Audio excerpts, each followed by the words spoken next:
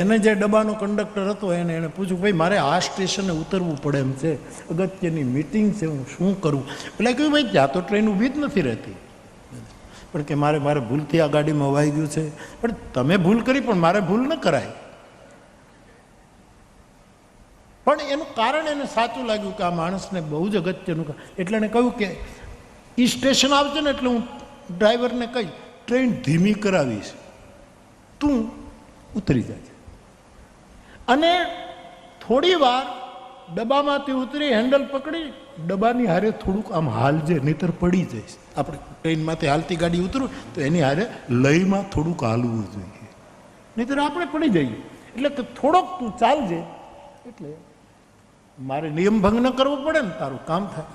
સાહેબ એનું સ્ટેશન આવ્યું, પેલા એ ચાલકને કહી દીધું, ટ્રેન એકદમ ધીમી ગતિએ કરી નાખી અને પેલો થેન્ક યુ કહી નીચે ઉતર્યો. પણ શું કર્યું, હેન્ડલ પકડીને ડબ્બાની સાથે દોડ્યો, પણ એમાં લઈ ચૂકી ગયો. દોડ્યા જ કર્યું, દોડે એ ડબ્બો પાછળ રહી ગયો, બીજે ડબ્બે પહોંચી ગયો, એ પાછળ રહી ગયો, ત્રીજે પહોંચી ગયો, બહેનોના ડબ્બા સુધી પહોંચી ગયો, વિકલાંગ દિવ્યાંગના ડબ્બા સુધી પહોંચી ગયો. આમ કરતા કરતા કરતા જે એન્જિન હતું એની પાસેનો જે ડબ્બો હતો ત્યાં પહોંચ્યો અને પછી લડખડાટ લેવા લાગ્યો. ત્યારે એ ડબ્બાનો જે કંડક્ટરને કીધું કે હવે લાવ ઉપર ચડી જા, હાથ પકડીને પાછો લઈ ચૂકે છે ને એ પાછા એમાં ને એમાં બેહવું પડે છે. જે લઈ નહીં ચૂકે એ મંજિલ સુધી પહોંચે, બાકી કોઈક હાથ પકડીને પાછા એ ટ્રેનમાં આપણને ચડાવી દે. માટે લઈ હાચવજો, શ્રોતા વક્તાનો લઈ, ગુરુ શિષ્યનો લઈ, પતિ પત્નીનો લઈ, ભાઈ ભાઈનો લઈ, બાપ દીકરાનો લઈ અને ગામનો સરપંચ અને એના ગામના લોકોનો લઈ, આ બધાના લઈ સચવાયા. તો મિત્ર આપણે ગઈકાલે કથાનો પહેલો દિવસ હતો, ત્યારે તુલસીદાસજીએ જે વંદના શરૂ કરી બધાની, દરેકને પ્રણામ કર્યા તુલસીદાસજીએ.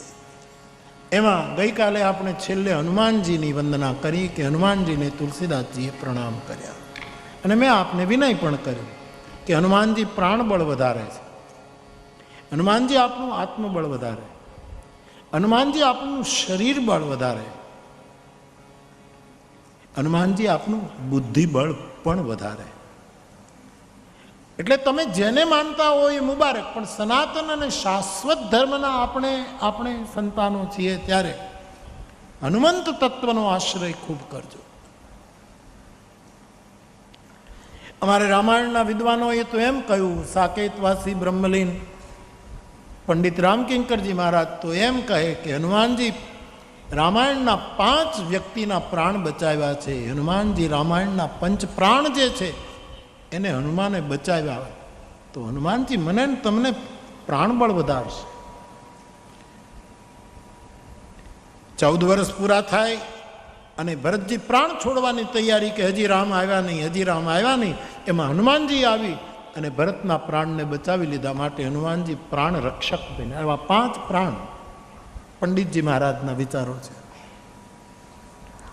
લક્ષ્મણજીને મૂર્છા આવી, હનુમાનજી ન હોત, જો સંજીવની ન લાવ્યા હોત તો લક્ષ્મણજી જાગૃત નહીં થાય. લક્ષ્મણના પ્રાણ લાય સજીવન લખનજી આય, શ્રી રઘુવીર હર્ષિ ઉર લાય. લક્ષ્મણના પ્રાણ બચાવ્યા. સુગ્રીવે રીંછ વાનરની ટુકડીને સીતાની શોધ કરવા માટે મોકલ્યા. એમાં બધા જંગલમાં ભૂલા પડ્યા અને બધાએ ભૂખ તરસથી મરવાની તૈયારી હતી. ત્યારે હનુમાનજી આગળ રહ્યા અને એક આશ્રમમાં એને લઈ ગયા અને બંદર અને ભાલુઓના પ્રાણ બચાવ્યા. આ 3જા પ્રાણ બચાવ્યા. લક્ષ્મણનો પ્રાણ બચાવ્યો, ભરતનો પ્રાણ બચાવ્યો, સીતાજી વિરહમાં ડૂબ્યા એ સીતાજીનો પ્રાણ બચાવ્યો ને રીંછ વાનરના પ્રાણ બચાવ્યા. અને એ હનુમાનજીએ સુગ્રીવના પ્રાણને પણ બચાવ્યો. એટલે મહાપુરુષો, રામાયણના મોટા મોટા મહાપુરુષોએ એવું કહ્યું કે આપણા શરીરમાં 5 પ્રાણ હોય છે, પાન, અપાન, વ્યાન, ઉદાન, સમાન આદિ આદિ. એ 5 પ્રાણનું રક્ષણ એને કંટ્રોલ કરે છે હનુમંત તત્વ. તો હનુમાનજીનો આશ્રય ખૂબ કરો. અને બધું હનુમાનજી જ કરી દેશે એમ નહીં. હનુમાને રામનું કામ કર્યું છે એમ આપણે રામનું કામ કરતા થવું પડશે. તો હનુમાનજીની વિશેષ કૃપા આપણને હનુમાનજી રામના કામ માટે જ સતત છે.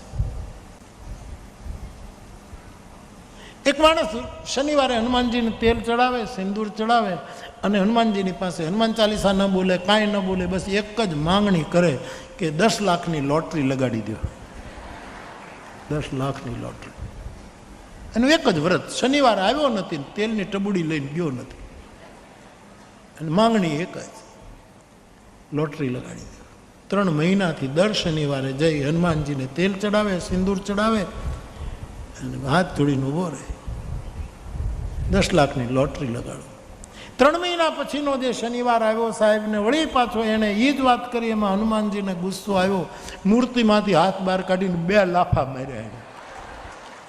હવે જો સાચું ભાવથી ખોટા ભાવથી ગયો તો હનુમાનજી એને લાફા માર્યા. હનુમાન લાફો મારે એટલે બેડો પાર થઈ જાય સાહેબ. 2 લાફા 2 ગાલ ઉપર લગાડી દીધા. આમ તો રાજી થયો. પછી હનુમાનજી ઉપર ખીજાણો કે તમે લોટરીની ટિકિટ ન લગાડી શકતા હો તો ખીજાવ છો શું કામ? ના પાડી દો ને કે હું દેવ નથી, અમે શ્રદ્ધા લઈને આવીને ઘા કરીને આટલું બધું ખીચ કર્યું. હનુમાનજી ઉપર ગુસ્સે કર્યો. ત્યારે હનુમાનજીએ કહ્યું કે લોટરીની ટિકિટ તો તું લે, પછી લગાડવાની મારી જવાબદારી. ટિકિટ હું લે, તું થોડુંક કર, પછી એનું ફળ હું આપું. માણસે કંઈક થોડુંક કરવું પડશે. હનુમાનજીને તેલ ચડાવવું એટલે તેલ સંસ્કૃતમાં સિક્ત પદાર્થ, ચીકણો પદાર્થ, પ્રવાહી જે હોય એને સ્નેહ કહે છે. હનુમાનજીને તેલ તો શ્રદ્ધા હોય તો ચડાવવાનું, પણ હનુમાનજીથી સ્નેહ કરવાનો. તુલસીએ વિનય પત્રિકામાં લખ્યું, ये तुलसी के परम स्नेही. સ્નેહ. હનુમાનજીને સિંદૂર ચડાવવાનું એ કેસરિયાનું પ્રતીક છે, સમર્પણ અને ત્યાગનું પ્રતીક છે. એની પાછળ નાની મોટી કથાઓ પણ છે. એક દિવસ જાનકીજીને હનુમાનજીએ પૂછ્યું કે માં, હું આટલા વખતથી ભગવાનની સેવામાં છું, પણ રામજી તમને જેટલો પ્રેમ કરે છે એટલો પ્રેમ મને નથી કરતા. તો એ માં જાનકી, એવું તમારામાં શું છે કે રામ તમને આટલો બધો પ્રેમ કરે ને મને કેમ ન કરે? માતાજીને સંકોચ થયો કે બેટા આવો પ્રશ્ન, કે નહીં, હું જોઈ રહ્યો છું, હું કેટલા સમયથી સાથે છું. 400 ગાઉનો તમારા માટે મેં કૂદકો માર્યો, લંકા હળગાવી, મારી કેવી કેવી દશા થઈ, છતાંય પ્રેમ બધો તમને એવું તમારામાં શું છે? અરે જાનકીજીએ જવાબ ટાળવા માટે એની જિજ્ઞાસા કીધું કે બેટા વાત એમ છે કે હું જ્યારે તૈયાર થાઉં છું પછી મારી માંગમાં હું સિંદૂર પૂરું છું સુહાગણ નારી તરીકે, પાથીમાં સિંદૂર લગાડું. એ સિંદૂર જોઈને ભગવાન રામ બહુ રાજી થાય છે. ખાલી અહીંયા તમે સિંદૂર લગાડો એમાં ભગવાન આટલો બધો પ્રેમ કરે કે બીજે દિવસે આણે આખા શરીરે સિંદૂર લગાડવાનું છે. આવી વાતો મારા સંતો આ વસ્તુ સમજાવવા માટે, મારા પુરાણિક કથાકારો બધું, ત્યારથી એણે આખા શરીરે કે અમારે હેતુ અમારે પ્રભુને પ્રિય થવું છે, ભગવાન અમને પ્રેમ કરે. આવું હનુમંત તત્વની વંદના આપણે કાલે કરી. હવે તુલસીદાસજી ભગવાનના રામ અવતારના જે રામ કાર્યો એમાં જે સખાઓ એ મદદ કરી એ બધાને પણ સ્મર્યા, બધાની વંદના કરી. અને હવે સીતા અને રામ એ બંનેની વંદના કરતા તુલસીદાસજી મંગલમય પંક્તિઓ લખે છે.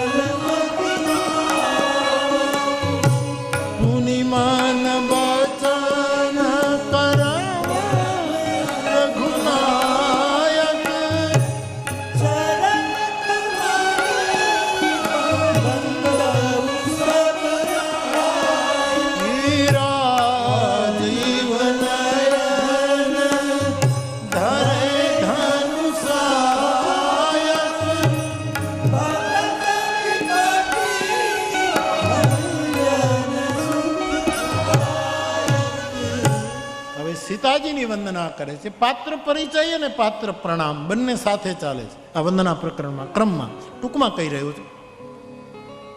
જાનકીજીની વંદના, માં સીતાની વંદના તુલસીજી કરે. જનક સુતા, આપ જનક રાજાની દીકરી છો, જગતની માં છો અને કરુણા નિધાન રાઘવેન્દ્રના પ્રિય પત્ની છો.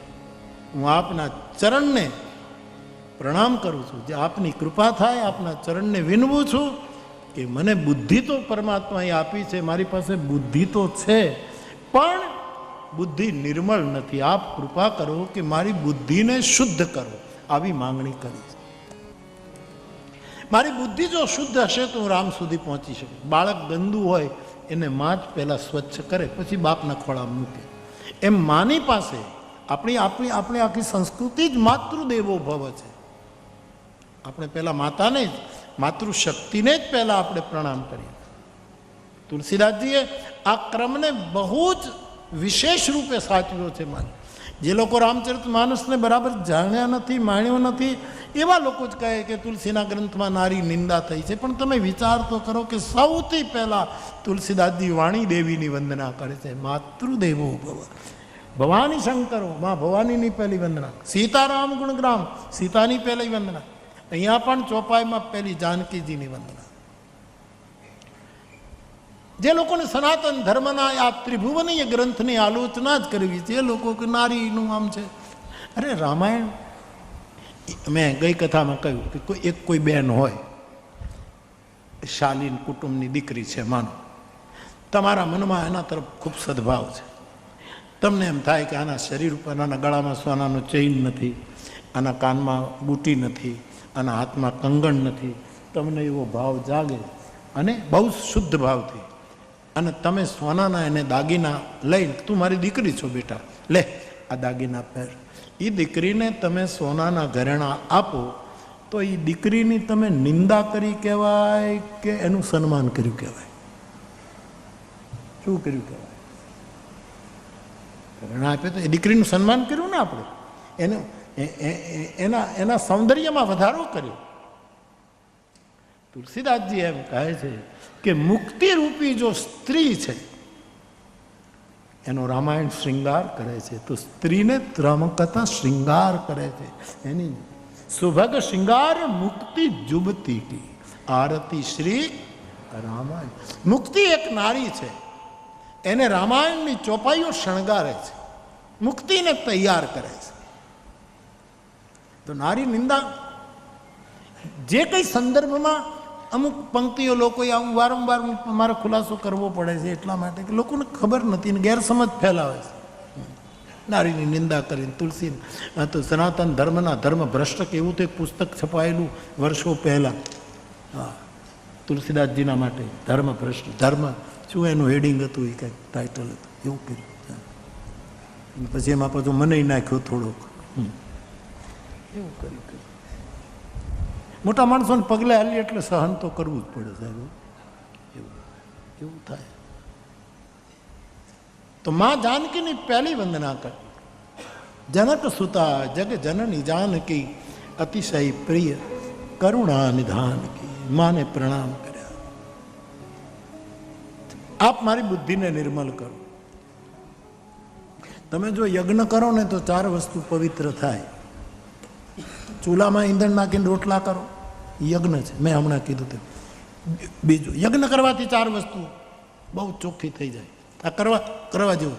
એક તો યજ્ઞ કરીએ એટલે આપણું મન એકાગ્ર થાય, કે આમાંથી એકાદો તણખો ઉડીને આપણને હળગાવી ન મૂકે. મન એકાગ્ર થાય.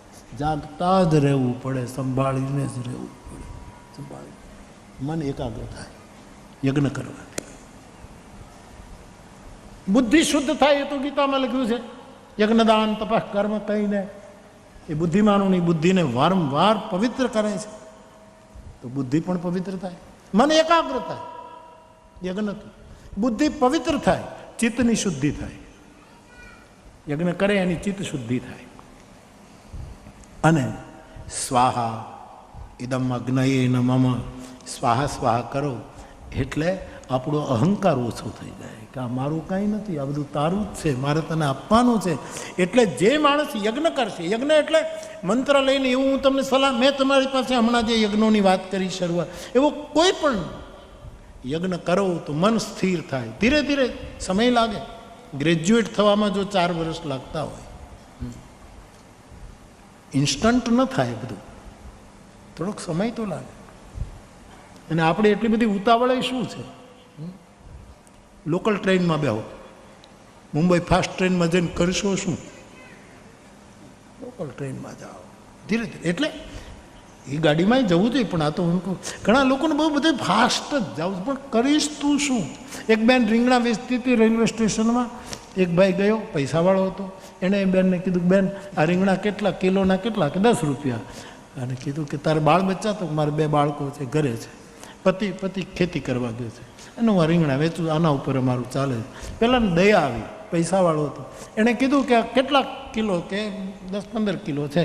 તો કે બધાના પૈસા હું તને ત્યાં એક સાથે આપી દઉં, લાવ મને રીંગણા આપી દે અને તું તારે ઘરે જતી રહે. બોલી કે મારે નથી વેચવા. પણ કે તું સાંજ સુધી બેસીશ ને ત્યારે વેચે? તો મારે વેચવા જ નથી ને. અડધો કિલો જોતો હોય તો આપો, 2 ભડથાના જોતા હોય તો બે રીંગણા આપું, તો કિલો આપો, બાકી નહીં. પણ કે હું બધું ખરીદી લઉં. કે તું એક સાથે મારા રીંગણા ખરીદી લે, પછી જે સમય બચશે એમાં ક્યાંક હું ખોટું વિચાર્યા કરું તો મને બેસવા દો. મારે એટલી જલ્દી કરવાની જરૂર નથી. મારે અહીંયા આ રીતે ઘણી વખત માણસો બહુ ફાસ્ટ જાય છે, બધા બહુ ફાસ્ટ જાય.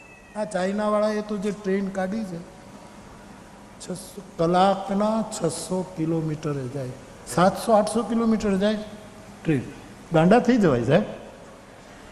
તો પછી એવું તમે અમદાવાદથી એવી ટ્રેનમાં બેહો તો પોણા કલાકે મુંબઈ. ધીરુ કાકા, પોણા કલાકે મુંબઈથી બેહો તો પોણા કલાકે તમે, ખાલી પોણો કલાક પ્લેન એની આગળ શું, એવી ચાઇના એ ટ્રેન કાઢી છે. બોલો, આટલું બધું જલ્દી જઈને કરવું છે? ઓલે શાંતિ રાખવું, પછી શું કરવું? તો બાપ, યજ્ઞ કરવાથી મન એકાગ્ર થશે, અગ્નિ પાસે બેસવાથી સાવધાન રહેવું જ પડે. બુદ્ધિ, મનીષીઓની બુદ્ધિ યજ્ઞદાન તપથી કૃષ્ણ કહે છે પવિત્ર થાય છે. બુદ્ધિ પવિત્ર થશે, ચિત્ત શુદ્ધ થશે, ચિત્તની શુદ્ધિ થાય, અને અહંકાર ઓગળી જાય. એ યજ્ઞનો પ્રભાવ છે. તો બાપ, બુદ્ધિ તો મારી પાસે છે, તુલસીદાસજી કહે, પણ હે માં જાનકી, તમારી કૃપા થાય તો મારી બુદ્ધિ નિર્મળ થાય. મારી નિર્મળ બુદ્ધિ. આજે બુદ્ધિ કાંઈ જેવી તેવી છે, માણસો પાસે બહુ બુદ્ધિ છે. ગામડામાં એટલી બધી બુદ્ધિ છે કે વાત પૂછો. હવે ગામડાના માણસો, તમે તો ભોળા જ છો, પારેવા જેવા છો, તમારા માટે નથી કહેતો, પણ નહીંતર હવે ગામડાના માણસો તે એટલા ચાલાક થઈ ગયા છે કે